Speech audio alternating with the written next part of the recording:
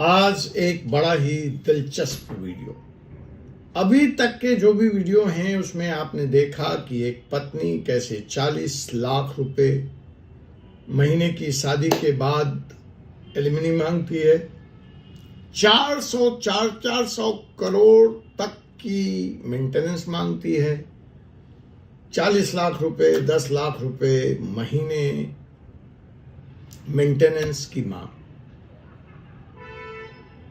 पति कटघरे में खड़ा है, पत्नी दबाव बना रही है। डाइवोर्स एक्ट के तहत, डॉरी प्रोहिबिशन एक्ट के तहत, डोमेस्टिक वायलेंस एक्ट के तहत, आदि आदि। आज का यह वीडियो दिलचस्प इसलिए है कि यहां पर पति ने पत्नी से मांगे हैं कुल 50 करोड़ रुपए।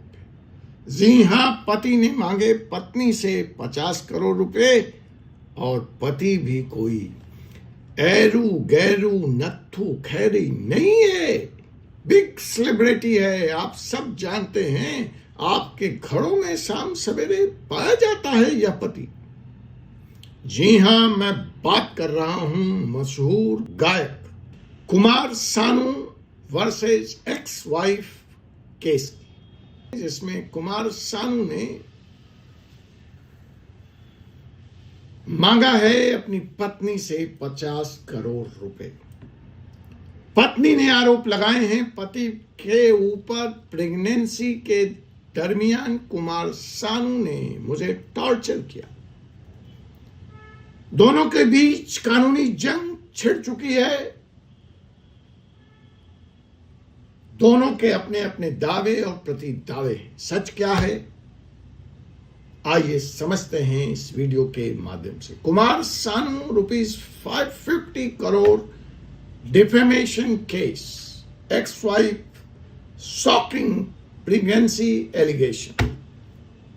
कानून क्या कहता है इस बारे में, इसी का एनालिसिस मैं हूं doctor Jai Kumar Pandey, advocate supreme court of India. इस वक्त आप देख रहे हैं फोर्स सुप्रीम लॉ पार्टनर्स का यह कानूनी चैनल।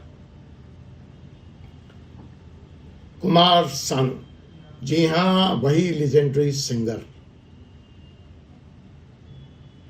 90 में अपनी आवाज से करोड़ों दिल जीतने वाला न दिल जीत सका अपनी पत्नी का। जी हां, 90 की दशक में पूरी दुनिया में जिसकी आवाज की जादू छा गई, उसकी आवाज नहीं पहुंच सकी उसकी पत्नी के कानों तक। और आज खुद एक 50 करोड़ का लीगल बैटल लेकर वो खड़ा है अपनी उसी पत्नी के खिलाफ। इस दंगल ने पूरे बॉलीवुड में भूचाल ला दिया है। कुमार सानू, मैं किसी बॉलीवुड मैगजीन के गॉसिप की बात नहीं कर रहा हूं, मैं किसी फिल्मी कॉलम के स्टोरी की बात नहीं कर रहा हूं। This is a real case, this is a serious legal matter involving defamation law, divorce settlement breach, personality rights और सोशल मीडिया प्लेटफॉर्म्स की लाइबिलिटी।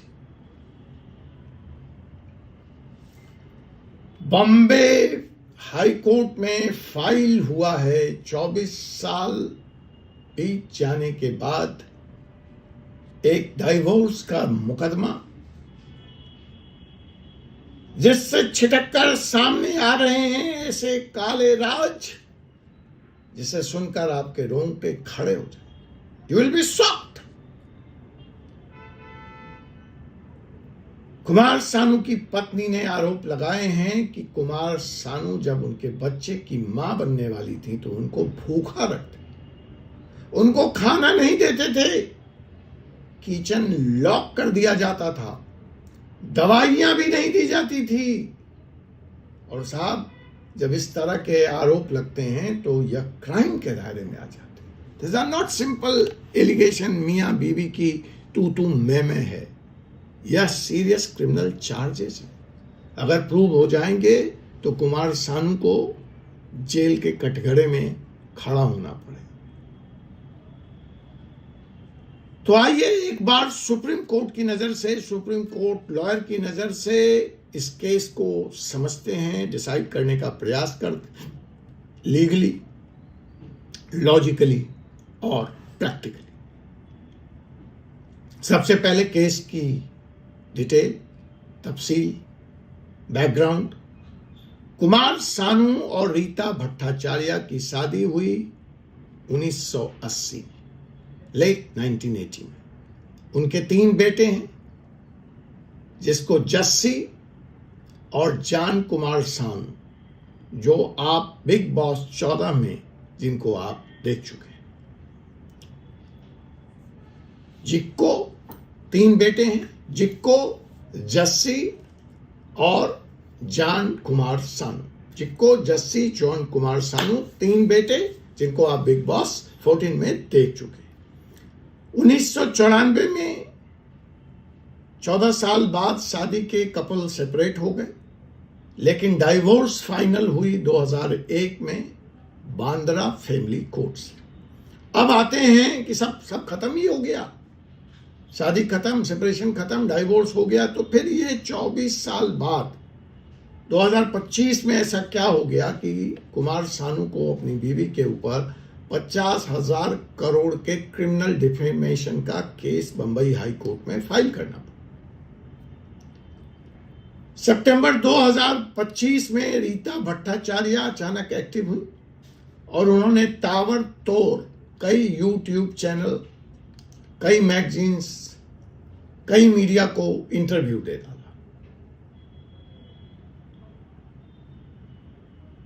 विरल बयानी के यूट्यूब चैनल पे यह इंटरव्यू पब्लिश हुई, फिल्म विंडो पर भी चली, सिद्धार्थ कनन के शो पर भी यह इंटरव्यू चला। और इंटरव्यू में जो रीता भट्टाचार्य ने शॉकिंग एलिगेशंस लगाए कि साहब प्रेगनेंसी एब्यूज, जब वो उनके बच्चे की मां बनने वाली थी तो कुमार सानू ने उनको खाना नहीं दिया, किचन को लॉक कर दिया, दूध और मेडिकल केयर उनको डिनाई किया गया, फैमिली मेंबर्स को इल मैनर्ड और अनकल्चर्ड कहा गया, और कुमार सानू के मल्टीपल एक्स्ट्रा मार्टियल अफेयर भी रहे, ऐसा उनकी पत्नी ने कहा। अनेक महिलाओं से कुमार सानू के संबंध थे। अब अगर इसको कानूनी तौर पर देखें तो यह कितना सीरियस है। फ्रेंड्स, प्रेगनेंसी के दरमियान महिला को प्रॉपर न्यूट्रिशन, मेडिकल केयर और सपोर्ट चाहिए ही चाहिए होता है। अगर यह एलिगेशन सच है तो यह क्रिमिनल ऑफेंस बन सकता है। और कौन कौन सी धारा लगेगी इसमें? Domestic violence act 2005 section 3, IPC section 498 cruelty to wife, जो अब बीएनएस सेक्शन 84-85 बन चुकी है, मेडिकल नेग्लिजेंस प्रोविजंस। कहा कुमार सानू ने कि ये सारे आरोप बेबुनियाद और निराधार हैं, कंप्लीटली फॉल्स हैं।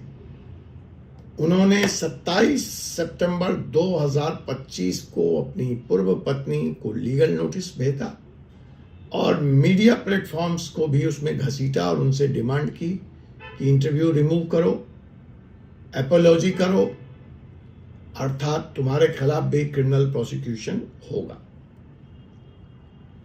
जब उनके इस लीगल नोटिस के बाद भी कोई एक्शन नहीं हुआ तो कुमार सानू ने कोर्ट को अप्रोच किया विथ 50 करोड़ डिफेमेशन सूट। चलो अब लीगल प्रोविजंस को डिटेल में समझते हैं। डिफेमेशन लॉ, इंडिया में डिफेमेशन 2 टाइप्स के हैं, सिविल डिफेमेशन,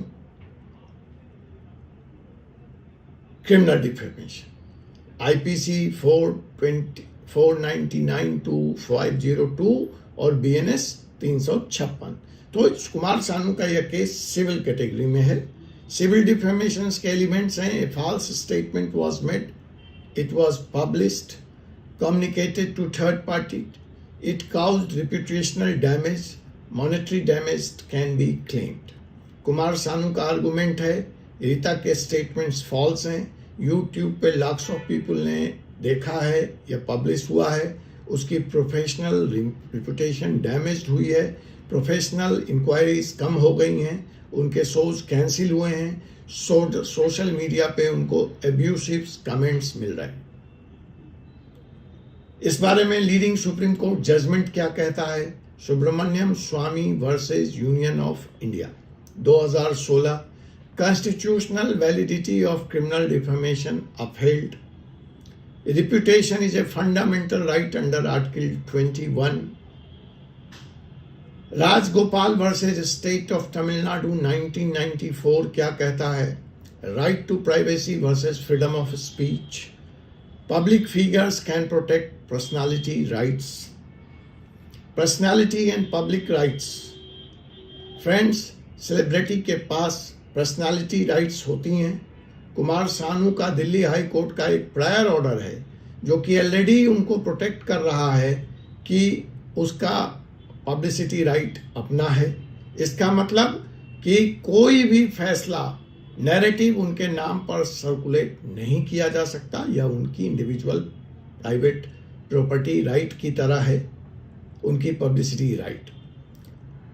दूसरा तर्क जो है वह है divorce settlement breach. Kumar Sanu का कहना है, और यह सबसे इंपॉर्टेंट लीगल पॉइंट है इस केस का, कि 2001 के डाइवोर्स सेटलमेंट में एक कंसेंट क्लाउज था जो यह कहता था कि neither party shall make any allegations और accusation against each other in future. ऐसा कह के वो डाइवोर्स दिया गया था, सेटल हुआ था। तो यह एक लीगली बाइंडिंग एग्रीमेंट है, रिकॉर्डेड है बांद्रा की फैमिली कोर्ट में। तो इस तरह से सेक्शन 23 ऑफ कॉन्ट्रैक्ट एग्रीमेंट का भी यह ब्रीच है, जिसकी रेमेडी अवेलेबल है ऑर्डर 21 रूल 32 सीपीसी में। कोर्ट ऑर्डर्स के वायलेशन पर कंटेम्प्ट प्रोसीडिंग्स चलाई जा सकती है, और उसी के तहत कुमार सानू ने यह प्रोसीडिंग शुरू की है। रीता ने यह क्लाउज, बाइंडिंग क्लाउज वायलेट किया है by giving these interviews. Kumar Sanu के एडवोकेट इस पर जबरदस्त बहस करते हुए अपने पॉइंट पे टिके हुए हैं। सोशल मीडिया की भी लायबिलिटी बनती है। जॉन डो ऑर्डर्स, वो क्या कहता है? जॉन डो ऑर्डर्स कानून का नया मॉडर्न लीगल कॉन्सेप्ट है। कुमार सानू ने न सिर्फ रीता को सू किया है, बल्कि उन्होंने मेटा, गूगल, यूट्यूब को भी कटघरे में खड़ा किया है और उनको भी नोटिस जारी किया है। इंफॉर्मेशन टेक्नोलॉजी एक्ट 2000 का भी यह वायलेशन है। सेक्शन 79 इंटरमीडिएटरी लायबिलिटी जो तय करता है कि जिसके माध्यम से यह न्यूज सर्कुलेट हुई है, जो मीडियम यूज हुआ है, वैसे सेक्शन 79 प्लेटफॉर्म्स को सेफ हार्बर प्रोटेक्शन देता है, बट अगर नोटिस मिलने के बाद भी कंटेंट रिमूव नहीं किया गया तो यह प्लेटफॉर्म्स लाइबल हो जाते हैं। कुमार सानू ने सितंबर 27 को नोटिस दिया था। अब कोर्ट एक्सपेडिएट टेकडाउन ऑर्डर दे सकता है। अब आप कहेंगे कि फिर ये जॉन डो ऑर्डर क्या होता है, ये कॉन्सेप्ट क्या है? यह एक यूनिक लीगल रेमेडी है जहां अननोन पर्सन को भी सू किया जा सकता है, फ्यूचर वायलेशन को रोका जा सकता है और ब्लैंकेट इंजंक्शन मिल सकती है। इसमें जो फेमस केस है वो ताज टेलीविजन वर्सेस रंजन मंडल 2003 copyright infringement, UTV software versus 1337X 2019 का case, piracy blocking. Kumar Sanu चाहते हैं कि एग्जिस्टिंग इंटरव्यू डिलीट हो, फ्यूचर अपलोड्स ब्लॉक हो जाएं, री अपलोड्स ऑटोमेटिकली ब्लॉक्स हों। Section 52A copyright act IT rules 2021 intermediates को लायबल बनाते हैं अगर वह एक्शन नहीं लेते। अब इस केस में प्लेटफॉर्म्स क्या डिफेंस लेकर सामने आते हैं यह देखना होगा, लेकिन जहां तक अपने अनुभव के आधार पर मैं कहना चाहूं तो मैं ये कह सकता हूं कि उनका आर्गुमेंट जैसा रहता है ऐसे केसों में वो यह होगा, मेटा और गूगल का, हम बस इंटरमीडिएटरीज हैं, यूजर जनरेटेड कंटेंट है, नोटिस मिलते ही हमने एक्शन ले लिया था और हमें सेक्शन 79 के तहत प्रोटेक्शन चाहिए। कोर्ट बैलेंस करेगा फ्रीडम ऑफ स्पीच आर्टिकल 19 को, राइट टू रिप्यूटेशन आर्टिकल 21 को और प्लेटफॉर्म की रिस्पॉन्सिबिलिटीज को। डैमेज के कैलकुलेशन का आधार क्या होगा, 50 करोड़ जस्टिफाइड कैसे होगा, यह सबसे बड़ा सवाल है। क्या 50 करोड़ कुमार सानू ने जो मांगा है वो उचित है, वो जस्टिफाइड है? फ्रेंड्स, डैमेज 3 तरह के होते हैं। जनरल डैमेज 10 से 15 करोड़ का क्लेम, जिसमें reputation loss, mental agony, social embarrassment and professional setbacks. Special damage 15 से 20 करोड़ का, lost business opportunities, cancelled contracts, reduced concert fees, brand endorsement losses. Punitive exemplary damage 10 से 15 crore, to deter future misconduct, to send a strong message for wilful and malicious conduct. अगर president को आधार बनाए और फिर इन तीनों आधार पर कुमार सानू के 50 करोड़ के फिगर को नापे तोलें तो सलमान खान वर्सेस कमाल आर खान में 100 करोड़ की डैमेज मांगी गई थी, case out of court settle हुआ। Anil Kapoor versus simply life India में पर्सनालिटी राइट केस था, सब्सटेंशियल डैमेज अवार्ड हुई थी। सौरभ गांगुली वर्सेस टाटा टी में पब्लिसिटी राइट्स का वायलेशन हुआ था, सेटलमेंट विथ डैमेजेस के साथ हुआ। Realistic expectation based on my long experience as the supreme court advocate, court 10 से 30% मांगे गए क्लेम का यूजुअली अवार्ड कर देते हैं सिविल डिफेमेशन केस में। 5 से 15 करोड़ कुमार सानू को आसानी से मिल सकता है, but he has to bring evidences, solid evidences, and also actual financial losses. But पैसा कितना मिला, डैमेज कितना पास हुआ, आउट ऑफ कोर्ट सेटलमेंट हुआ, उससे भी ज्यादा इंपॉर्टेंट है कि जब आप सिविल डिफेमेशन केस में जाते हैं और इस तरह की रकम आप मांगते हैं तो कोर्ट आपको सीरियसली लेती है, आप सीरियस दिखते हैं, उसका डिटरेंट इफेक्ट होता है अपोजिट पार्टी पे, सेटलमेंट नेगोशिएशन में लेवरेज मिलता है, पब्लिक अटेंशन मिलती है केस को, कोर्ट एक्चुअल प्रूफ मांगेगा जिसमें financial statement, lost contract proofs, expert witness testimony, medical evidences, mental trauma के लिए सोशल मीडिया इम्पैक्ट एनालिसिस आदि आदि किए जाए। फैसला क्या आएगा, इसका तात्पर्य क्या है, इस केस के पीछे की असली वजह क्या है, इसका फाइनल एनालिसिस क्या है। जो बातें कुमार सानू के फेवर में है वेरी स्ट्रांगली, वह है divorce settlement breach, very strong ground. Prior court order of Delhi high court, personality rights उनका है। Documentary interviews, documentary evidence of interviews है, वायलेशन ऑफ कंसेंट टर्म्स है, मेजरेबल रिप्यूटेशनल डैमेजेस है। रीता भट्टाचार्य की डिफेंस क्या है, freedom of speech article 19 subsection 1 subsection A. Truth has defence if allegations are true, तो सच है वो सच है। Public interest versus domestic violence awareness, मैं ये डोमेस्टिक वायलेंस कानून पे अवेयरनेस फैलाने के लिए काम कर रही हूँ। डिलेड फाइल 24 साल के बाद क्यों, लिमिटेशन पीरियड क्वेश्चंस, ये सब उनके डिफेंस में है। मेरा प्रोफेशनल ओपिनियन क्या है व्यक्तिगत, तो मैं यह कहना चाहूंगा पार्शियल रिलीफ तो मिलेगी कुमार सानू, इंजंक्शन तो बिल्कुल मिलेगा, कंटेंट टेक डाउन भी होगा, डैमेज अवार्ड होगा, but to the tune of 5 to 10 crore. Apology order भी आएगी, पब्लिक अपोलॉजी रीता भट्टाचार्य को करनी पड़ सकती है, प्लेटफॉर्म की लाइबिलिटी भी फिक्स होगी, but they are safe under safe harbour protection. Limited liability होगी।